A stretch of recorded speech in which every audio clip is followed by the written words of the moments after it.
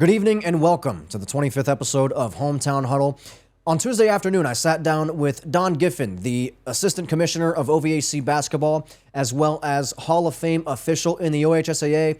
He and I had a wonderful conversation, talked about a great deal of different things, OVAC things as we gear up for a big day on Saturday, as well as another big Saturday down the road. We talked about OVAC tournament in basketball, as well as different things as it relates to being an official and overall just high school basketball in the Ohio Valley, and there's nothing better. So without further ado, here's our one-on-one exclusive sit-down with OVAC Assistant Basketball Commissioner Don Giffin. All the way to the house, and it's going to be a St. Clairsville touchdown. First play of the game. Hello, touchdown Huskies. Wide open, touchdown Ohio Valley.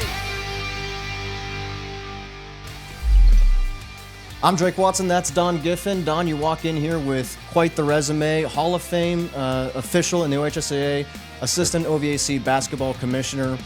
First of all, thank you for being here. Second of all, for anybody who may be unaware maybe of your backstory, where you came from, maybe from your time in high school to where you are now, what does that journey look like for you? First, it's a long journey. I graduated from high school in 1984 and never thinking that 42 years later I'd be sitting here as the OVAC Assistant Basketball Commissioner. I played baseball, basketball, and football in high school. Got out of high school, graduated. It was one of those things where I really didn't know what I wanted to do. And always worked, always looked for money. So talked to somebody one day, and he looked at me and he said, "How about being a basketball official?" And I'm like, "Sure, I'll give it a try."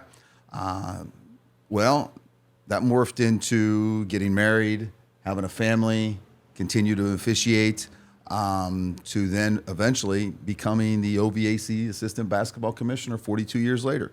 It's been a great road, met a lot of wonderful people. Like I said, I've probably done 18 state tournaments, and I'm in the OHSAA Hall of Fame. I'd imagine the journey from just, first of all, a lot of folks kind of have that story of they want to give back to the game that they love so much. Sure. They want to give back to the community and the youth and everything. It's one way of kind of investing in the youth. But I'd imagine progressing from that to OVAC commissioner was one of those things where kind of the people that you met, the connections that you made, is that kind of one of the things that was important in terms of picking up that role? Absolutely. Because now as an OVAC basketball commissioner, and I'm sure we'll get into this as the show goes on, it's morphed into 12 months. Yeah. It's come into 12 months, but there's two different sides of it. I mean, when you are officiating, you're worried about where's my next assignment, where am I going next? Yeah. Then all of a sudden you become the basketball commissioner and you're saying to yourself, oh boy, do I have the right crew on that game, or do I have the right dynamics on that game, or are they able to handle this game? So from the other side of the commissioner standpoint, you have to be able to wear two hats. Yeah. What have you noticed has changed about the sport of high school basketball? High school basketball, big deal in the Ohio Valley. All sports are really. What have you noticed being the biggest differences maybe from when you played until now when you watch the game, either as an official or as a commissioner? The biggest thing that I've seen over the time is when I played in high school back in the 80s at Bel-Air, most of the people that played were cross-country runners. Okay. Were distance runners because they said you had to have endurance to play it, which you do. As time went on, Michael Jordan, LeBron James, they've changed the game. Yeah. I mean, they've changed the way the game is approached. Most colleges right now lift weights before the games. Mm. So the game has changed. It's so much faster, so much more specialization. It just becomes so much weightlifting, year-round sports. It used to be times when you would look at offensive linemen, and I'll give you a great example. The guy that played at St. Clairsville that was recruited at Ohio State, Avery Henry. Yeah. Avery Henry was 6'8", but Avery Henry got his start and got noticed by playing basketball, travel basketball, as a young kid. Yeah. And then he stuck with it all the way through high school, and he played until he was recruited at Ohio State and until he went on to college. It's one of those great examples of play them all, right? Play them all. Kind of what's your take on specialization? I mean, it certainly has its advantages in some instances, but also playing as many sports as possible has other advantages. Absolutely. I mean, when you talk to most high school coaches, and I've spent my time around it because I did coach football for 25 years at St. Clairsville, you only really get 12 sports total. Yeah. You get 4 in the fall, 4 in the winter, and 4 in the spring, as from a freshman to a senior. And use them all. Yeah. Use them all, because you don't know what you're going to end up starting with and where you're going to end up loving in the future. Yeah, no doubt. We spoke with Donnie Madzai not long ago, who's also an official. And I asked him this, and I kind of wanted your take as well. I'd imagine that's one of those things, one of the things that comes with being an official is you get a lot of noise. You get a lot of outside. You get a lot of outside noise. You get fans, whether they're parents or just regular fans. Coaches are talking to you. Sometimes you get players talking to you. What goes into blocking that out? You have to block it out. There's no other way to do it. But I guess, how do you do that? First is, Mr. Watson, my biggest takeaway from anything is you got to have passion. If you're going to be a quality official, you have got to love the game, and you got to learn the game. We talk every night about getting in proper position, getting underneath plays, getting behind getting on the side of a jump shooter, watching the lane that dribbles out. Where most fans, they're watching the ball. Yeah. They're watching the ball, and they're hoping the ball goes in the basket. Where as a basketball official, we're constantly thinking about what is the next play going to be. It gets back to baseball. We may miss plays. Sure. We have to block out the fans. And for the most part, a lot of fans, they're there for their kids, right, grandkids, nephews, and they're there for a shorter period of time. They may only come in for 4 years. Yeah. Yeah. And to me, what you pay to get in a game doesn't give you the right to abuse an official. Sure. But in the same sense, you almost have to block it out and be able to just do what you have to do. It's hard, but it can be done, though. Yeah, and they're just as passionate as you are, just maybe in a different way. And I think that's so interesting to hear. You guys are almost as focused on your craft as far as being an official. It's almost similar to being a player, as far as, here's the fundamentals, here's the details, here's the specific things that we're focused on, game in and game out, that are going to make us better officials, you and your entire crew. Speaking of having a crew, explain a little bit how that works in terms of how you guys get paired up, how often you're with the same guys, and then how important it is to have that kind of camaraderie so that this is what our crews kind of, this is how we're looking at things. Maybe different crews are looking at things in a different way, but explain what that's like. That's dynamics. Yeah. And, every game has a referee, has a U1 and a U2. The referee's the gentleman that is in charge. He's the one that throws up the jump ball. He's the one that discusses the pregame. The U1 and there's a U2.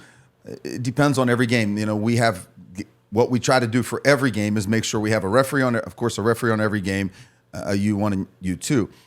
Travel comes into play. You try to pair guys up because the OVAC is I'm sure we're going to talk about it, is very big.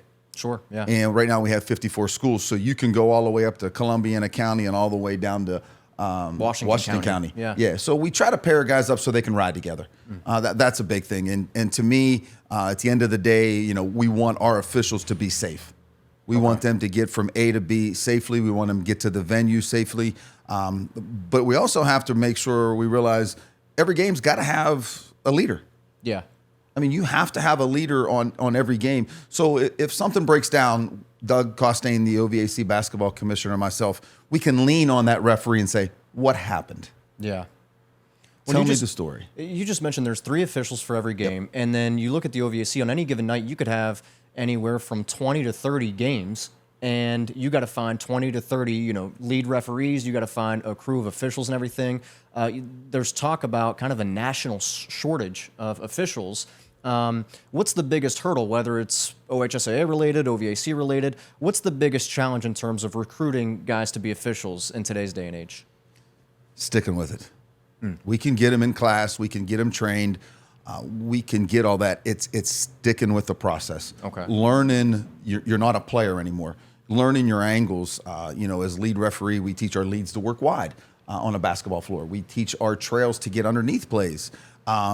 getting them to learn their craft. And let's say what it is, the female gender has done an absolute amazing job. We have just in our area about 13 female officials, and I think 4 of them are working the OHSAA state tournament this year. Really? Yeah, we have 4 from our area that's working the state tournament this year. So we're really proud of them and the efforts that they put forward. And I'll say this about the females.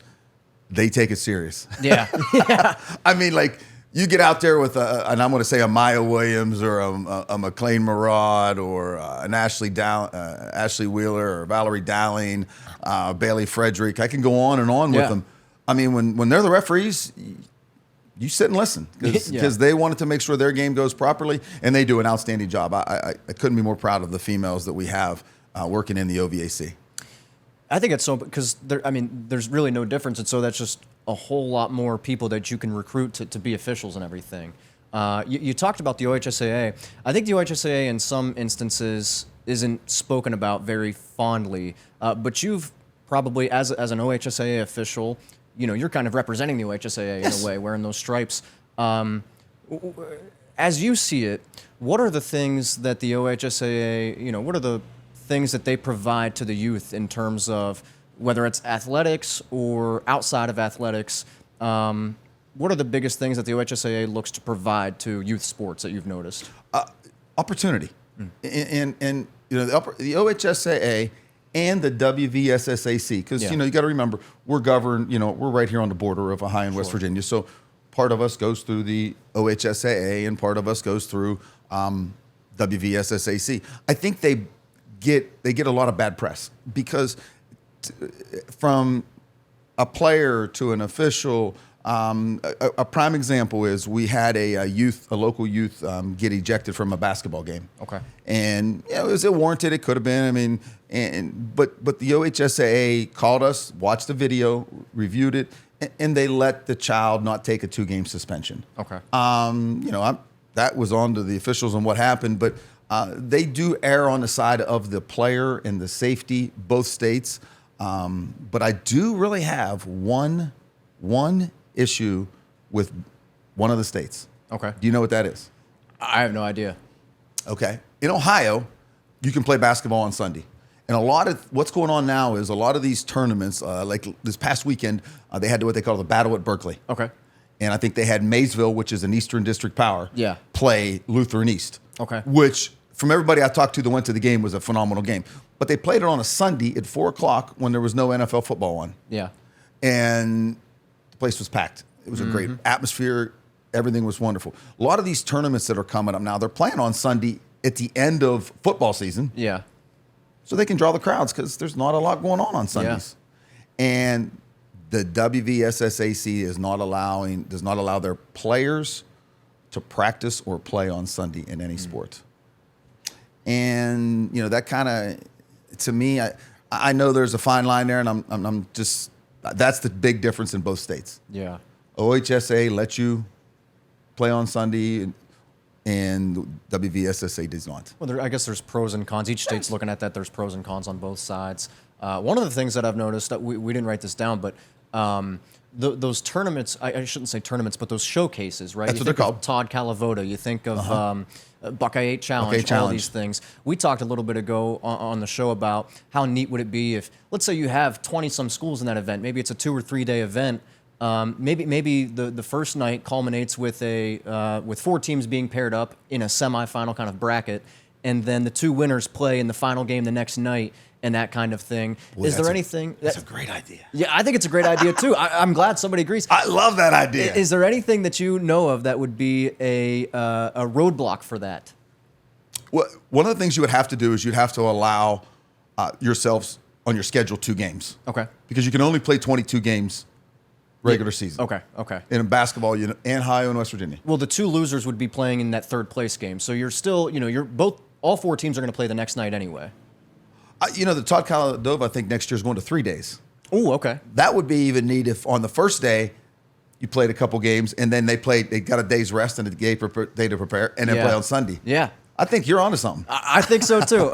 I mean, I'm going to have to call Coach Tuck down there in Toronto and then bring him on this show and say, I found you a guy. That's right. That's right. Well, let's talk about the OVAC for a moment. As commissioner, you were mentioning when you got in here, you got to put the phone on silent because you're wearing so many hats right now. With the tournament coming up, we'll talk about boys and girls here in a moment. But as OVAC commissioner, what does a typical day, I guess, particularly this time of year, what does that look like for you? Well, this next 2 weeks, because we have the tournaments, and Doug Costain, who is the commissioner, and I am the assistant commissioner, we're in charge of running the OVAC boys and girls tournament. Mr. DeLuca used to run it, and he stepped down, so they just went ahead and provided that and gave that job to us. Very, very busy. I will say, I think on the Monday, the last snow day we had, I had 107 calls before noon, and probably somewhere around 200 or 300 texts before noon the same day with cancellations and reschedules, and can we move the game to this day, and can we move the game to this day. And it came, unfortunately, that weather last week where the OVAC girls cutoff was set up. See, our committee extended it 2 extra days to get some games in. And, you know, there were some teams asking for some extensions, and there was just too many variables. Yeah. So we had to stick with last Wednesday as the cutoff, and Thursday was the day we announced it. For the boys tournament, they'll be announced Friday, February 5th. February 6th, they'll be announced. As far as weather, is this one of the, because that impacts so many things, travel, scheduling, and now, you know, you run right up against that cutoff for the tournament. Is this the worst you can remember as far as weather impacting a season in recent years? In my 42 years, I'm going to say yes. And I'm going to say yes because we've seen bad snowstorms. Right. We've seen cold. I don't know if we've seen a snowstorm come where we got anywhere from 12 to 15 inches and our high temperature was maybe 8 degrees for 5 days. Yeah. And teams were dying to get out and getting into a gym, and there's safety factors, which, you know, we're all about safety for the kids. Right. That is the most important thing that we're for, with safety for the kids. But when you got a craft, you want to get back to work. Yeah, no doubt. I mean, you know, you probably died to get in this office. Yeah, yeah. It was a struggle for a couple of days with the power and everything else. I'm sure. With the weather and whatnot. Speaking about the tournament, how do you think it's evolved over the years to what it is now? I mean, I think I'll walk in there Saturday and do color commentary for all 5 of those games, for the girls' games, and I mean, just as a spectator, it's run so smoothly. Externally, it looks like, you know, and so there's things that, you know, to me, it's down to a science. How has it changed over the years to get it to that point? The one thing that Doug and I talk about every year is, you've heard the old adage of what did we do last year? Mm-hmm. We don't go by that philosophy. Our philosophy is what did we not do well last year at, and what do we need to get better on? Yeah. And the one thing that I think is so important that I hope everybody takes away from this, you only get 22 games as a high school basketball player. You know, football, you get 10, and then you go to the playoffs. Our goal is to make this the most outstanding sport for that student athlete day. We want that day to be special.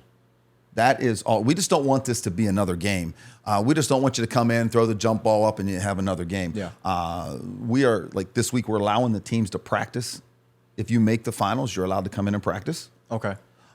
We allow them in the Eco Center, and the ESC allows them to come in and practice. We are now providing snacks for them, feeding them. We have a game day host. We have awards. We give a T-shirt to the winning team. If you've seen the TBT basketball, we have the boards now where you punch your ticket on there. And believe it or not, we've added a new one this year.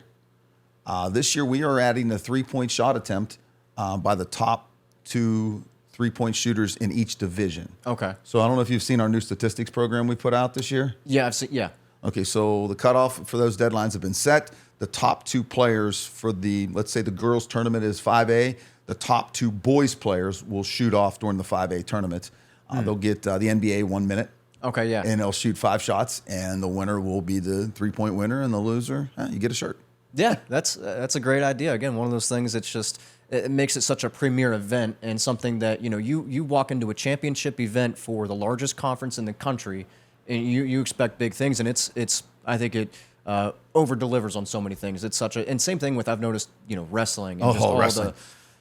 You saw that? Yeah. I was down there a couple weeks ago. Is that unbelievable? Those guys at that front table. Oh, I mean, like there's females. I went down there this year, and I couldn't believe it. I'm sitting there watching, like, and then next thing you know, here comes the next person up. They got somebody in the on deck circle. Yeah. And they're going up to mat 7, and the board keeps statistics. It's pretty amazing. But you're right. We are the biggest conference, and we need to act like the biggest conference, and we need to treat our athletes like they're the best. And that's what we're trying to do.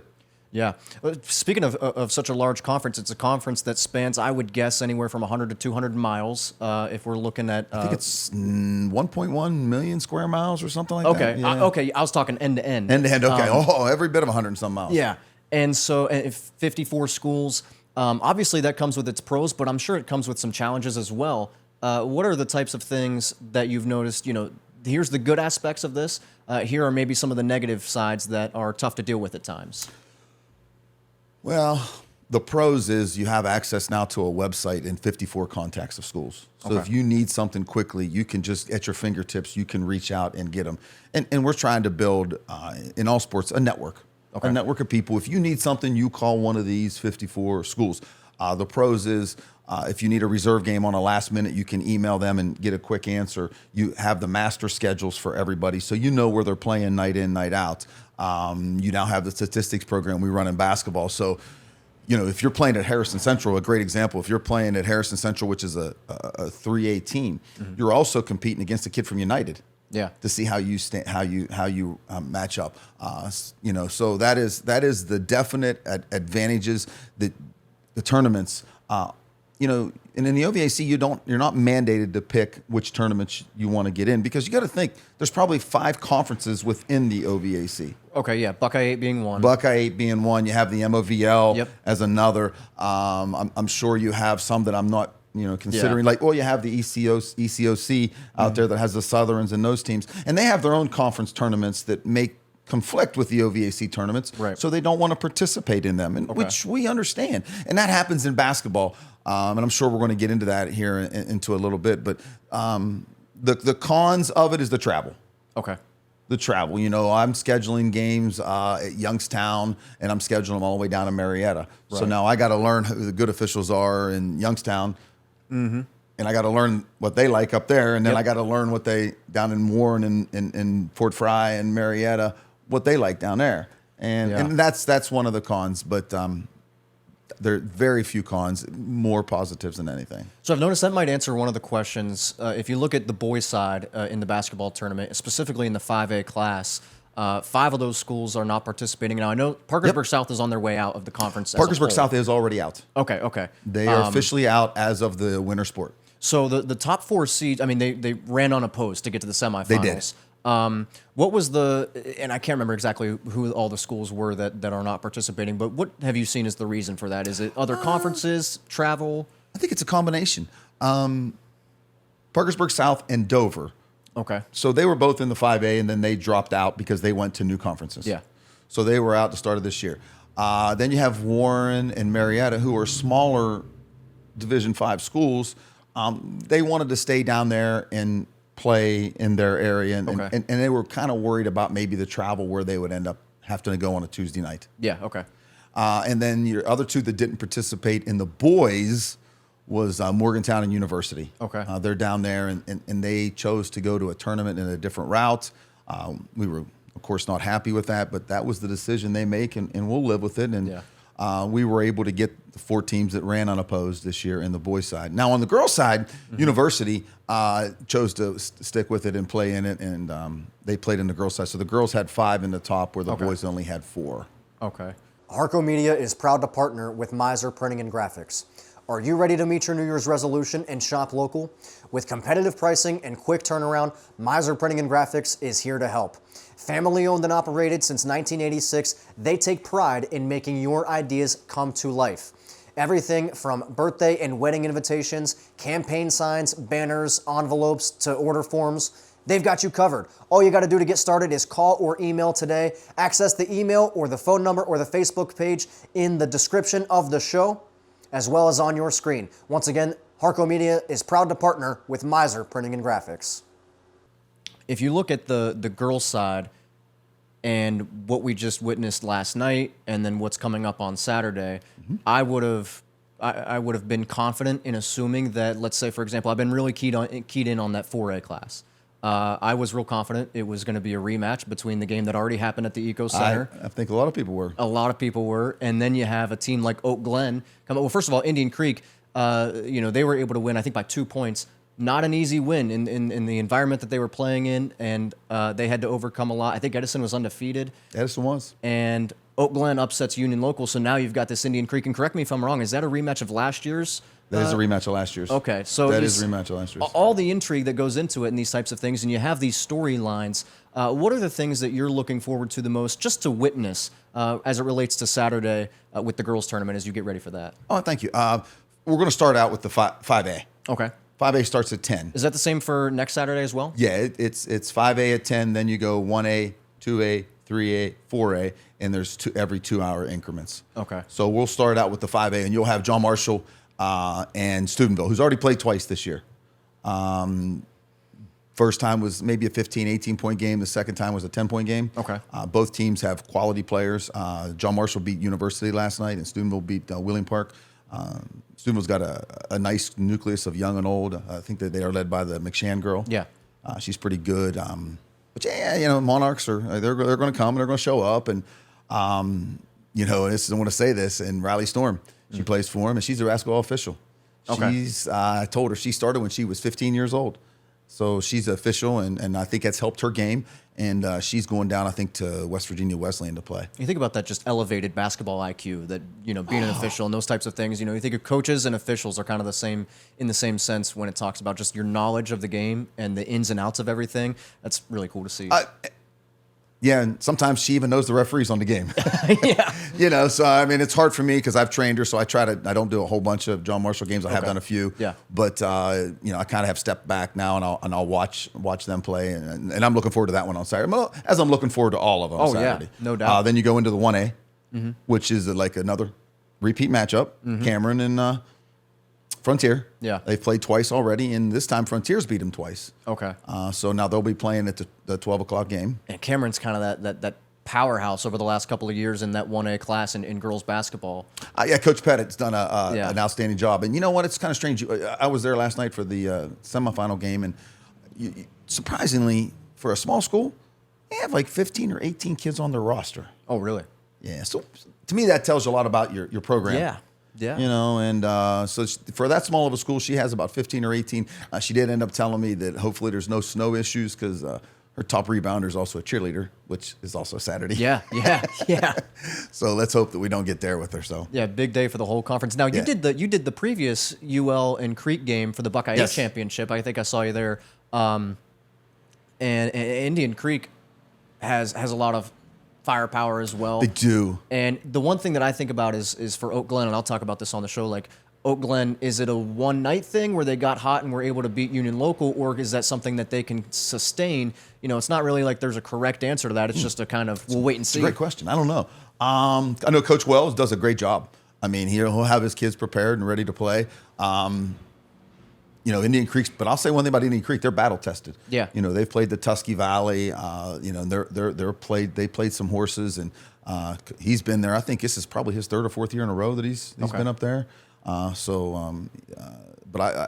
I thought you got to realize that was the game where the 4 seed won and the 3 seed won. Yeah. So when was the last time that you had a 3 and 4 in the title game?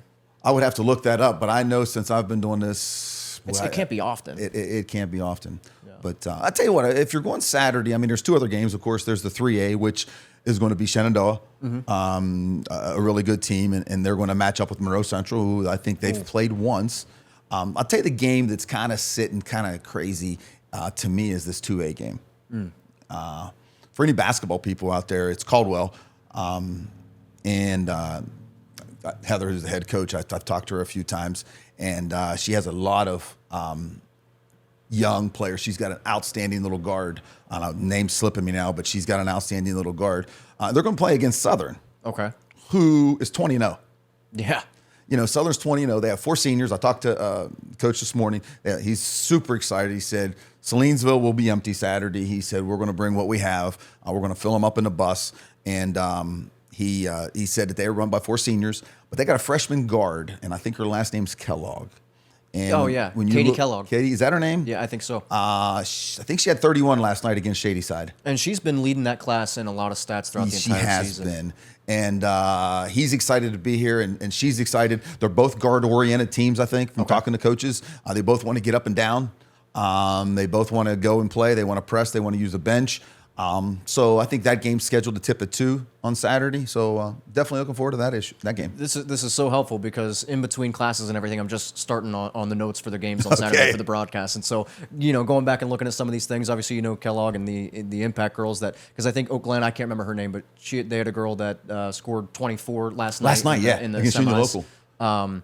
And so, it's going to be a great event. And that kind of bums me out because it's Cambridge and Beaver Local that are the top 2 right now on the boys' side, which would also be a rematch of the Buckeye 8 game. You are. Yes, you are switching when we head over to the boys' side. But I'm going to wonder if I think they're both going to be. I think Cambridge is going to be maybe the top seed and Beaver will be the 2nd seed. So if they do end up meeting, they will have to meet as a rematch for the 4A boys. Yeah. And what bums me out is, I think if that's so 4A, given what you've laid out, that would be the last game. The last game of the day, yes. And that's on the boys' day. That's the game that I can't be at. And so really, yeah. So there's a fundraiser at Harrison that I host every year, and so the last year or 2, I've done all 5 of the girls' games, and then the first 4 boys' games, and then I got to take off. So you missed last year's Wheeling Central Monroe Central game. Yes. Yeah. And to me that was you got 2. Think about that. What's the odds of 2 state championship teams? Playing 3 times and both making them better. Yeah. Credit to both those coaches for playing that game. And that game last year, it came down, I think it was 60. Well, I can't even tell you how much I enjoyed watching it. 60-56. Okay. And I think my buddy Jake McGlumphy, he had to do the game alone, I think. There's no way he had a voice after that one. No. And, the good news about that one is, and he's back. We can talk about that, is Eli Sancombe. He's back. He was the MVP of that game last year, and I've seen him play quite a few times. And he's worth the price to watch. Yeah, as a high school basketball player, no doubt about it. Yeah. Well, the host of all these games is the Eco Center. Yes, and as a student at OUE, I've seen that thing kind of be transformed over the last couple of years, and it's still kind of in the process of being transformed. But it's my understanding you've got kind of some OVAC headquarters there as far as the Ohio side. Is it true that the Ohio office is at the Eco Center and then the West Virginia one's at West Banco? Is that correct? No, Dirk DeCoy, the OVAC executive director, has an office there. Okay. So everything is run out through the Eco Center. The Eco Center, yeah, and that's where we have our meetings. That's where we have our we bring teams in to host teams, or we bring teams in for coaches meetings, or we have commissioner meetings. It's all done at the Eco Center. Okay, yeah. So it's kind of the it's entire. The hub. Okay. We just call it the hub. It's kind of the best way to put it. Yeah. So. What kind of advantages does that give the conference as a whole? It's kind of proximity to everything. I guess it's kind of the most central location you could maybe think of for the entire conference. Probably besides Wheeling. Yeah. It's probably one. It's really central. It's right off the interstate.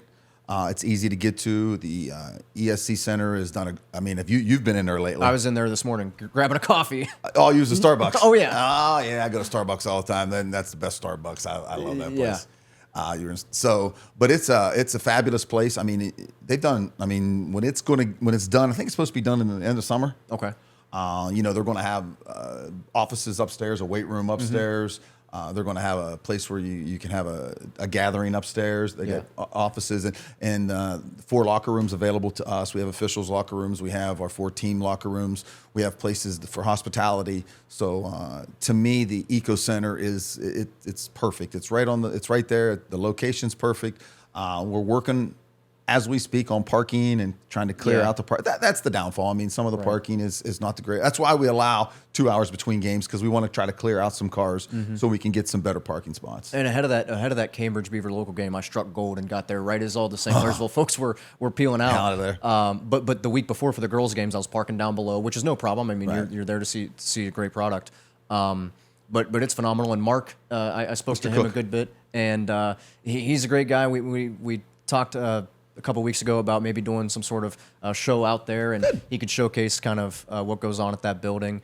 But before we wrap up here, you've kind of got a decent bird's eye view of Ohio Valley High School basketball, just kind of a catch-all. And I was curious if there are any, well, two things. Any atmosphere, any home court that you've noticed is really a strong environment that's just awesome to play in or be an official in or just be a part of in general. That's 1A, and 1B is, or I guess 1 and 2. The other one is rivalries. Any kind of rivalries that stick out to you that might be your favorite in the OVAC or in the area. Let's talk about venues. It used to be, and I heard Donnie Madzine, I watched his show on here, and Donnie said, basketball goes to Cambridge and going out west. And I think our area has caught up a little bit now. Okay. We've worked more skill development back here. Our players are getting stronger and bigger. You look at the kid from St. Clairsville who's going D2. You look at Eli who's going D1. You got the Haney boy up at Steubenville. I mean, legit. I mean, and I'm missing, talk about Beaver Local. How about, he didn't play the game you were at. But if you watch Owen Hill play, I mean, he's 6'7". He's built like we talked earlier. You can tell he's put some time in the weight room. Sure. But as far as rivalries, Wheeling Central's, they're right on you.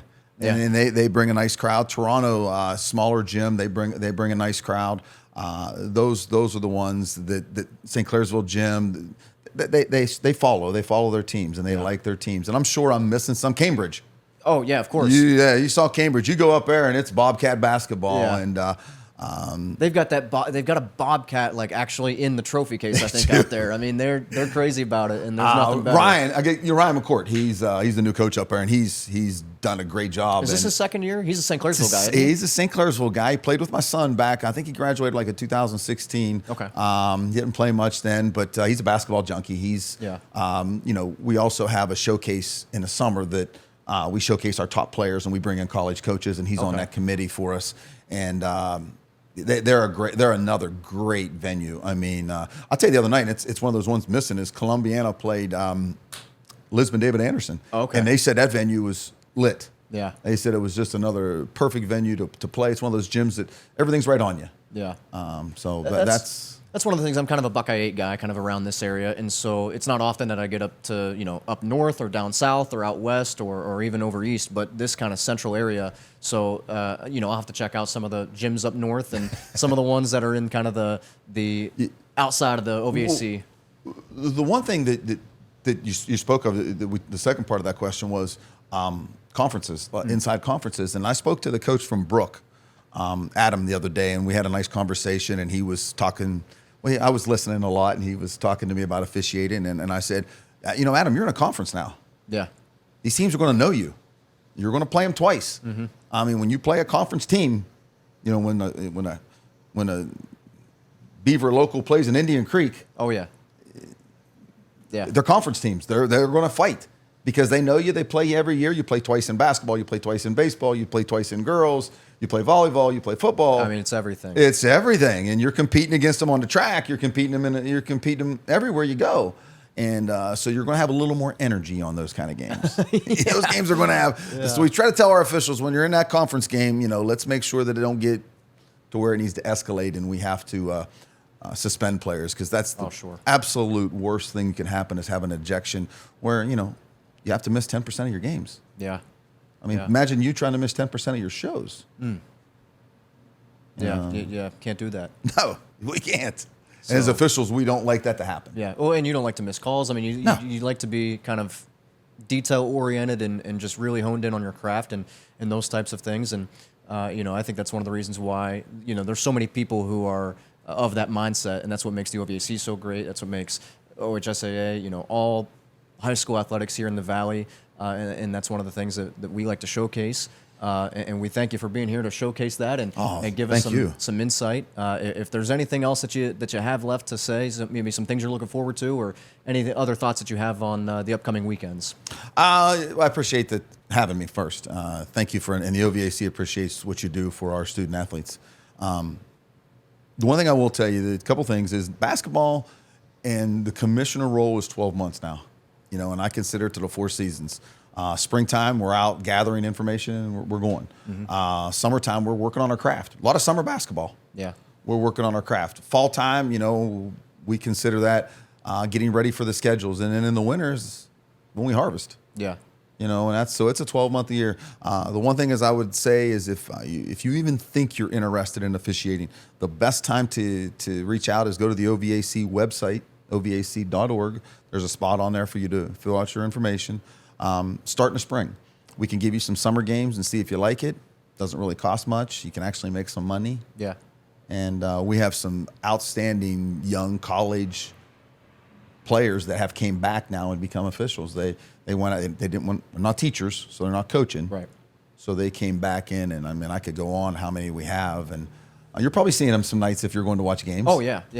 Some of those folks you mentioned, you recognize them, and of course saw you at the girls UL Creek game, and I see Donnie Madzai everywhere. See Mr. Madzai. I call him Coach every time because he was a coach for so many years when I was officiating. Oh yeah. And he's like, we talk about, like, it's all about leaving it better than we found it. Our job is to make sure that one of the things that Doug and I, and another thing that we do is, like, we don't just assign games. We train, we develop, but we also want to make sure that your junior highs are playing. Yeah. Think about that. Yeah. If you got a feeder system and they're not playing because we can't provide refs, right, what good is it? So we want to make sure that we have enough officials so we don't have to cancel any games. So far this year in the OVA, in our area, we've really not canceled maybe 1 or 2 that we couldn't provide officials for. Okay. It's getting tough with the way the weather is, and everybody's Right. trying to jam them in Yeah. now. But we're making it. We're making do. All right. Well, hey, we appreciate your time, and Well, we thank you. appreciate the insight, and we're looking forward to this weekend. Oh, can't wait. All right. Appreciate it. Tonight's episode of Hometown Huddle is proudly brought to you by Waterfront Hall. Anything from food, a bar, live music, different events, weddings, a spa, you name it, they've got it all here at the Waterfront Hall, right in Wheeling, the heart of the Ohio Valley, right between West Banco Arena and Interstate 70. Once again, big thanks to Waterfront Hall for sponsoring tonight's episode of Hometown Huddle. You can visit them at www.waterfronthall.com. What just a great conversation that we had, and we're certainly appreciative that that Don was able to make the trip here to Cadiz. He's a busy guy, as he said when he walked in here. He's got to put the phone on silent because by the time he walks out, he might have gotten 38 different phone calls and text messages, and surely enough, he did. So he's got a lot on his plate right now, and so we couldn't be more thankful that he was able to make the trip to Cadiz and join us for this episode of Hometown Huddle, and we're glad to have you with us for the remainder of this evening's show. We were going to, for full disclosure, tonight's show was really going to be, a big bulk of it was going to be focused on OVAC basketball as it relates to the girls tournament this coming Saturday in just a couple of days, as well as the boys tournament as we get ready for that next weekend. But frankly, he and I covered a lot of that, and we covered that in good detail, talked about a lot of great things. And so just to recap, as we really get set for the girls' side of things on Saturday, first of all, if you want to tune into those games, you can do so, WTRF.com or WTRF7 on Facebook, produced by the wonderful people at WJMH Media, the student-run broadcast group for Marshall County Schools out of John Marshall High School. They do a great job. I'll be doing color commentary for all these championship games. And so if you're wishing to tune in live, you can do so on Saturday. As we start at 10 a.m. with the 5A class, it's going to be the number 1 seed Steubenville, who took care of Wheeling Park, taking on the number 2 seed John Marshall. And then we, at noon, go to the single A class, a rematch of last year's OVAC championship game between Frontier and Cameron. As Don and I talked about, it was Cameron that had the edge in that maybe a season ago, but now Frontier has gotten the best of Cameron a couple times this season, and so they're going to be playing for the hardware on Saturday afternoon. And then in the 2A, a really intriguing matchup, undefeated Southern local led by the freshman Katie Kellogg. Again, they've got a lot of great seniors, but it's Kellogg that's able to kind of be the straw that stirs the drink for Southern local. And they'll be taking on Caldwell in what should be one of the better games of the day. You can't forget about the 3A game between Shenandoah and Monroe Central, 2 Southern representatives of the OVAC getting a chance to play for it all at the Eco Center. And I can't lie, my favorite matchup of the entire day is going to be Oak Glen and Indian Creek.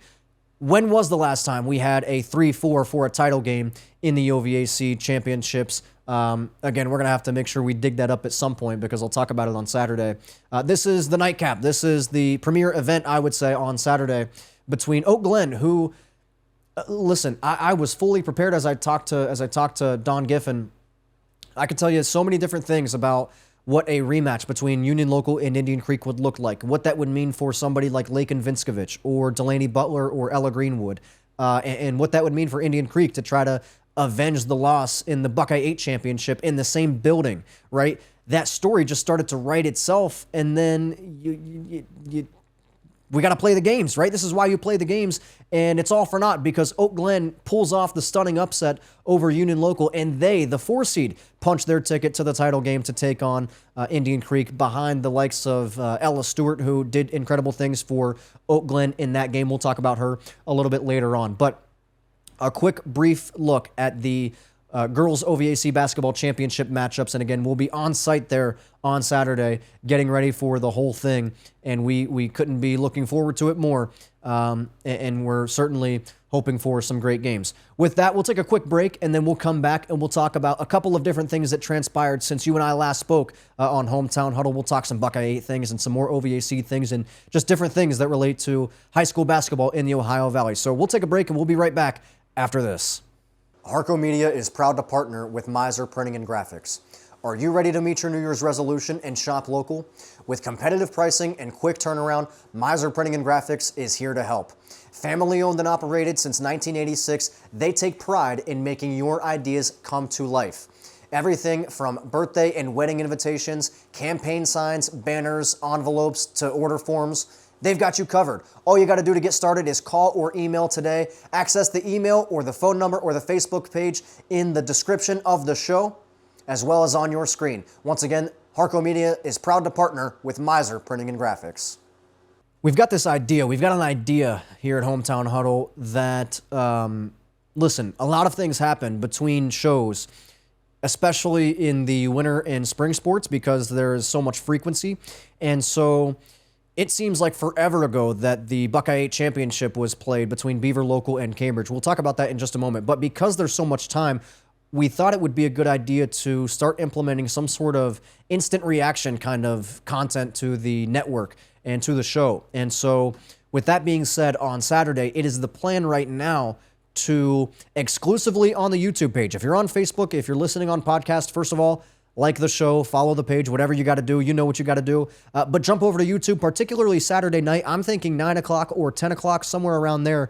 And the idea is to go live with some instant reaction, some quick thoughts after the OVAC Girls Championship games. And even though, even if you can't make it, let's say by that point you're asleep, I don't blame you. Sunday morning, even though it's not live in the moment, loves to get lost in the moment.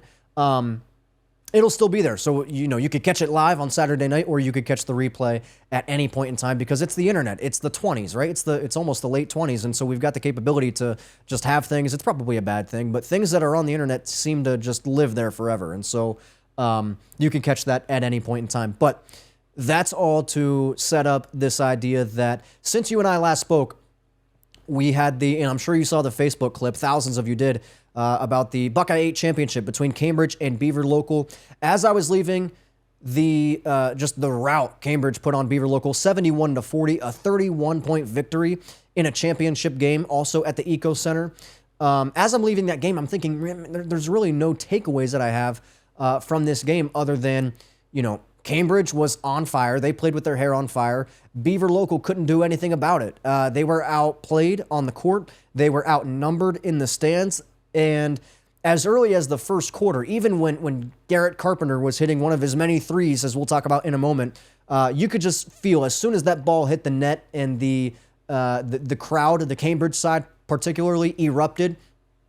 It was all Cambridge, and it's a shorter trip. That's actually another thing that I thought about. That's actually those two schools represent the two extremes of the Buckeye 8 as it relates to the geographical aspect of it, right? So on a map, if you look at the Buckeye 8, there is actually, how do you say this? There is not a greater distance between two schools in the Buckeye 8 conference than there is between Cambridge and Beaver Local. So Beaver Local, a long bus ride down and a probably an unpleasant bus ride back after the 30-plus point loss in the Buckeye 8 championship. We talked about Garrett Carpenter. He had 34 total points. Now, Beaver Local was a little bit depleted because they were without their 6'7" senior, Owen Hill. And so if these two teams, which this is likely, if these two teams happen to meet again sometime and Hill is back, I'm not sure what the status is of Owen Hill for Beaver Local, number 22. But if he's back, I think this is a little bit of a different game. And another thing that I thought about after kind of digesting this game, and this is one of those times where it probably would have been perfect to do a quick 5, 10, maybe even 15-minute recap right after the game, because although there were not many thoughts as it relates to, you know, the storyline of the game, it was all Cambridge throughout the entire thing. But what I noticed is that Cambridge was able to get hot and their shooters were able to do good things from the outside. And so what that means, just got a big update that relates to the show. Somebody's not in the ear, but they're in the text messages providing good insight. So what was I saying? So Cambridge was able to do what they were good at. Beaver Local was not able to stop Cambridge at what they're good at, which is shooting from the perimeter and, you know, being a team that is a team that finds success shooting from outside and being really athletic. Kind of, I guess I would equate it to a spread offense in football. The question came to me, if Beaver Local was able to challenge them more in the paint and maybe make those more difficult shots in the paint for Cambridge and force them to work a little harder to put up shots in the paint and play a more physical style of ball game. If Beaver Local or if anybody were able to, because now we're really considering, you know, does Cambridge have the potential to win a state championship? Can we say that? Like, I think we can say that. So, especially with what we've seen out of Monroe Central last season, right? So can we get yet another Ohio Valley team just kind of on the edge of the Buckeye 8 in the OVAC? Can they run the table and win a state championship? Well, if they do so, they're going to run into a team that's going to take away what they're good at. But my takeaway from the Buckeye 8 championship game was, even if they have to play their B game, which is this secondary style of play, which is, you know, a physical style of game in the paint with contested shots and all those things, even if they have to resort to that, I think they'll be okay. I think they're a well-rounded enough ball team that they'll be able to get things done if that's the case. One other thing, we'll talk about Garrett Carpenter in just a minute, but let me look, because we know Cambridge has got it right now. Cambridge is, they're doing good things in the here and now. But as it relates to the future, one of the guys, Cam Lauer, is a junior. He also was impressive in that Buckeye 8 championship game, number 14. He'll be back next season. But really, what I think we should be looking out for is number 35, Silas Hutchinson, the sophomore at 6'4", the tallest player on Cambridge's team. A roster from the Buckeye 8 championship that has somehow survived its way through many different pairs of pants and pockets and things like that. This thing probably went through the washing machine and back, but we still got it here. But it's Silas Hutchinson that I'm going to be looking out for Cambridge over the years to come. And so, right now is bright for the Bobcats, for Bobcat basketball. We know what Donnie Madzai said about Bobcat basketball. Did we take that out of context? We may have, but it's true. The Cambridge is really good at Cambridge. The basketball is really good at Cambridge right now, and it's going to, in my opinion, probably continue to be good in the future. The future is probably bright. Big important phone call got to take after the show. But that's besides the point. We've got more pressing matters like Dempsey's Dogs, our players of the week. First of all, let's take a sip of the beverage and settle down. Can you believe it? There's no caffeine in the glass tonight. A little bit of an adjustment, a deviation from the typical lifestyle. You'll be sputtering a little bit early on, but eventually it's probably a good thing. You're a lot less nervous about different things. But this is a caffeine-free version of probably the best beverage on the planet, which typically comes in a silver can. But it currently, the caffeine-free version, is in a gold can. We've got to talk about Dempsey's Dogs.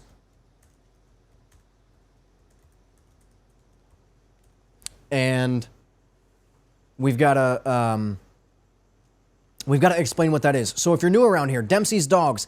First of all, Dempsey, a beloved friend of the program for, nearly 10 years, probably 9.5 years. He's looking down and he's proud of the performance that these athletes put on the court, the field, wherever, week in and week out. So basically our Players of the Week segment, or players since you and I last spoke since the last show. Garrett Carpenter is one of Dempsey's dogs. He's one of the Players of the Week with his performance in the Buckeye 8 championship over Beaver Local. That's the game in which he got a standing ovation for reaching 1,000 points in his career. Again, the senior played out of his mind. He played full of a lot of enthusiasm on that Saturday evening, right before the big. He was the lightning before the thunder. If the thunder was the snowstorm that came after that game, 34 points in that Buckeye 8 championship game. He stole the show, and the Cambridge crowd was loving it. And heck, I think even some of the Beaver Local fans stood up because of how impressive that performance was. And then on the girls' side, Ella Stewart. How can you not go with Ella Stewart, the girl who just outperformed in a upset victory over Union Local for Oak Glen in the OVAC semifinal? You talk about who was one of Dempsey's dogs last week was Lakin Vinskovich for Union Local. She put up 24 in that semifinal game. So did Ella Stewart, but Ella Stewart's team won, and Ella Stewart did so by way of 7 threes as a part of her 24 total points. So she, without a shadow of a doubt, is one of Dempsey's dogs, our Players of the Week. Garrett Carpenter and Ella Stewart. Carpenter out of Cambridge, Stewart out of Oak Glen. They're doing incredible things, and we can't wait to see them in different playoff settings as we move throughout the different seasons here in the Ohio Valley. We'll take a quick break, and we'll come right back, and we'll talk about the OVAC Boys Basketball Championships, what the standings look like right now, maybe the potential semifinal matchups, and then what we're expecting to see come next Saturday at the Eco Center. So we'll be right back after this. Harco Media is proud to partner with Mizer Printing and Graphics. Are you ready to meet your New Year's resolution and shop local? With competitive pricing and quick turnaround, Mizer Printing and Graphics is here to help. Family owned and operated since 1986, they take pride in making your ideas come to life. Everything from birthday and wedding invitations, campaign signs, banners, envelopes, to order forms, they've got you covered. All you got to do to get started is call or email today. Access the email or the phone number or the Facebook page in the description of the show, as well as on your screen. Once again, Harco Media is proud to partner with Mizer Printing and Graphics. It's never a good idea to do, well, many things really, but it's always a good idea to shop local, and it's a great idea to go with Mizer Printing and Graphics for all your printing and graphics needs and all the things that I literally just said. So as we look at the boys basketball standings and the way things look, we talked with Don about how 4 different teams at the 5A class basically ran unopposed, so their path to the semifinals was, they already know that they're going to be competing in that, and that's your current 1 seed, the standings as of Sunday. What would that be? February 1st. That would be Steubenville at 1, Brook at 2, Wheeling Park at 3, and John Marshall at 4. If I had to guess, this looks to me like a Steubenville and Brook OVAC championship next Saturday, but again, I was the same person that said it's a Union Local Indian Creek rematch in the championship on the girls' side. And all that means is, that's why we play the game. So, but again, if I had to guess, I would say Steubenville and Brook would be competing for that 5A championship. But John Marshall and Wheeling Park will have an opportunity to win the games on the court when those go down. We might do a little quick live recap of those as well if it comes down to it. In the 4A class, again, one of the most intriguing classes, probably because the influence of so many different Buckeye 8 schools in the 4A class. You look at the top, it's Cambridge and Beaver Local. I wouldn't be shocked if those two, I'm not predicting anything, but I wouldn't be shocked if those two end up playing for it all next Saturday in the OVAC Championship with the way they're situated right now. Now, St. Clairsville is sitting in that 3rd spot right now, so they might get the best of Beaver Local, punch their ticket to maybe play Cambridge and get Buckeye 8 South bragging rights. We'll see how that all shakes out. You've also got competing for that 4th spot, probably Oak Glen and Union Local in there as well.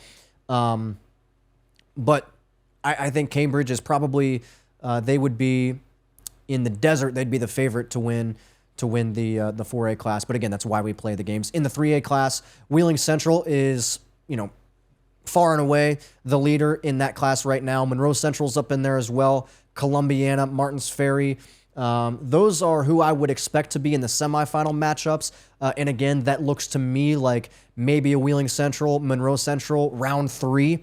And will we see, that's a game where a year ago we saw 2 eventual state champions come together and play in a conference championship, which is cool to see. But again, Columbiana has something to do with that as well. In the 2A class, it's schools like Caldwell, Toronto, Bridgeport, and even if you go down to Lisbon and River, all competing for those 4 spots. You'd think that Caldwell and Toronto probably have, in any order, probably have the top 2. And in the single A class, led by Heartland Christian and Trinity Christian, you've got Frontier sitting at 3rd right now.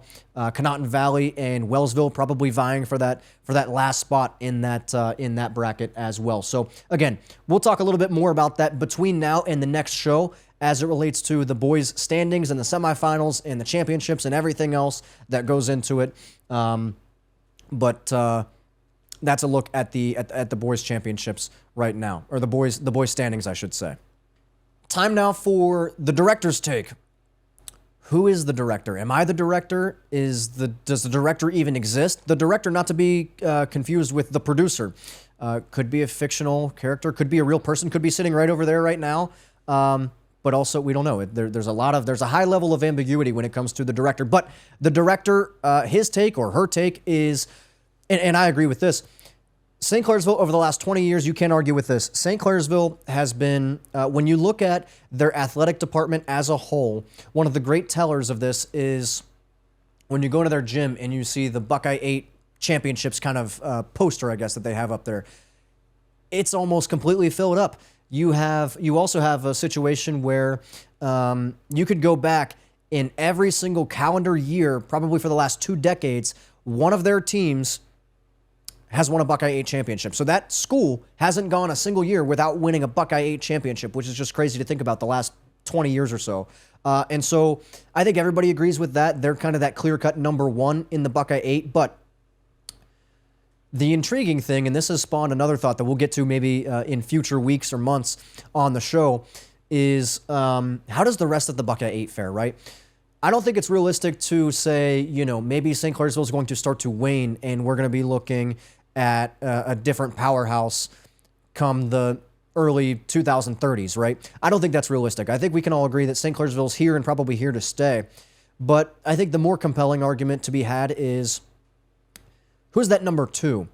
There's a clear-cut number 1. There's not necessarily a clear-cut number 2. The director's take on this is Beaver Local because of the success that they've had in their soccer programs. Obviously, basketball, football, they're decent, a fair amount. And so one of the advantages, and again, you got to look at this in 2 different ways, I think, because you got to look at this. Are you looking at it from a football perspective, or are you looking at it from kind of an all other sports perspective because of the way that the Buckeye 8 is divided differently when it comes to football versus all other sports? One of the advantages that Beaver Local has, and where I'm kind of on the director's side on this, is they're in the north and St. Clairsville's in the south. I'm not saying this is with all due respect to all the other schools in the Buckeye 8 North, it's a situation where this could potentially end up looking like your old school Big Ten West.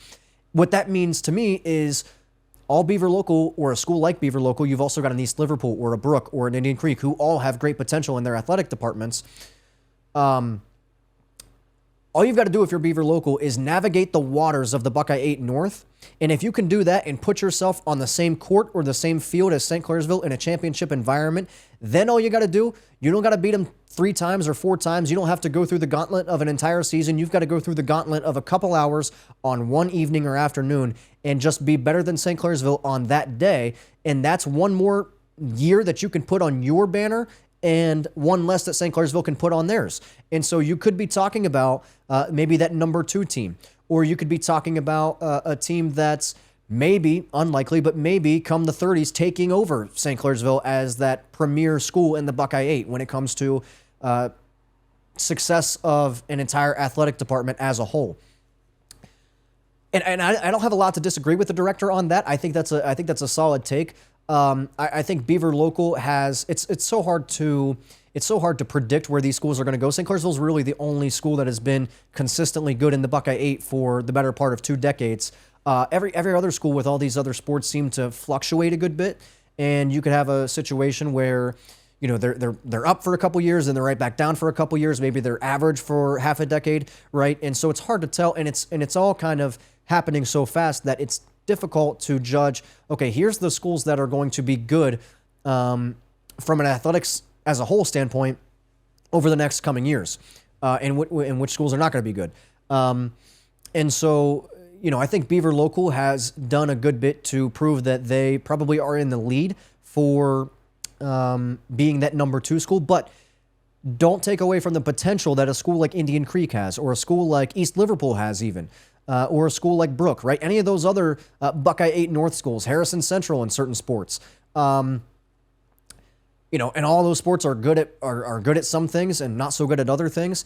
If you could start to stack some championships for those schools over the course of the next 15 or so years, then you could be looking at maybe a clear-cut 1 and 2, or maybe they could potentially jump St. Clairsville for that number 1 spot. If you want to look at it from a football perspective, I think you got to talk about Barnesville here. I think you got to talk about Barnesville because they're never going to be competing with St. Clairsville on the grass for anything Buckeye 8 related. No Buckeye 8 championship. First of all, you don't play a conference championship game in football.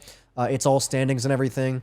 And so, and also it's my understanding that, and I'll have to ask, I think we're going to be talking with Don Cash, the Buckeye 8 commissioner. We had a great conversation with him a couple weeks ago as well. I'll have to ask him what goes into the decision-making behind the fact that the Buckeye 8 standings in football, it's my understanding that they are based off of just your overall record, not just your conference record, because if I'm not wrong, it was at least told to me that Indian Creek won the big school Buckeye 8 championship in football last season, but they went 4-1 in conference. St. Clairsville also went 4-1 in conference.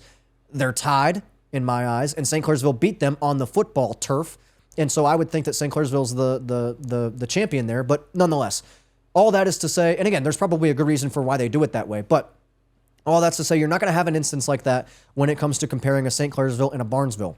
You could have a Barnesville and a Martins Ferry, or a Union Local, or a Bel Air if they're able to ever have a resurgence.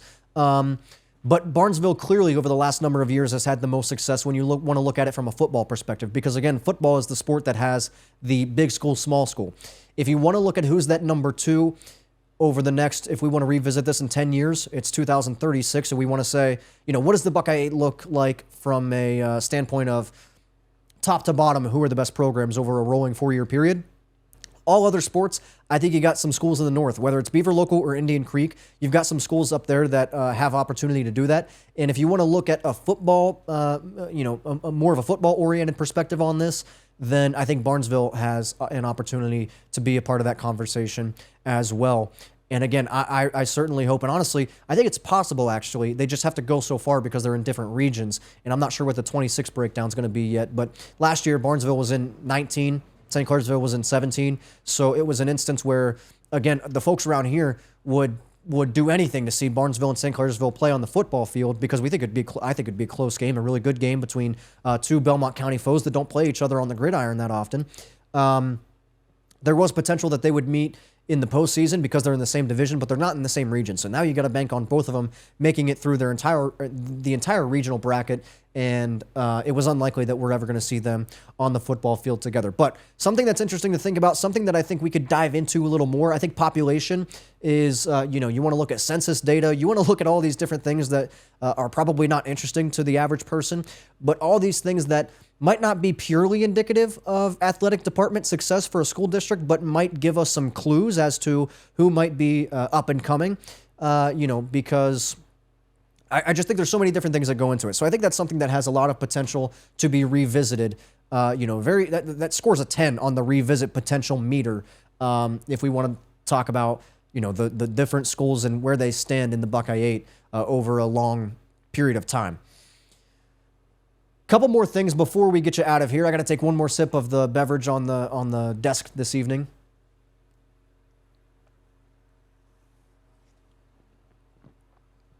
And we'll just finish it. Can I just throw this? Is the what's his title? His title, I don't know what his title is, but I don't think the guy who helps us put a lot of this on would be very fond of that if I just threw it over there. I'd mop it up, of course. All right, it's empty anyway. One of the last things that we'll talk about here is we don't have a lot of we got a lot of college paraphernalia floating around the studio. Not a ton of Notre Dame, but we do have one Notre Dame right over here. If you're on YouTube or Facebook, you could see behind my right shoulder.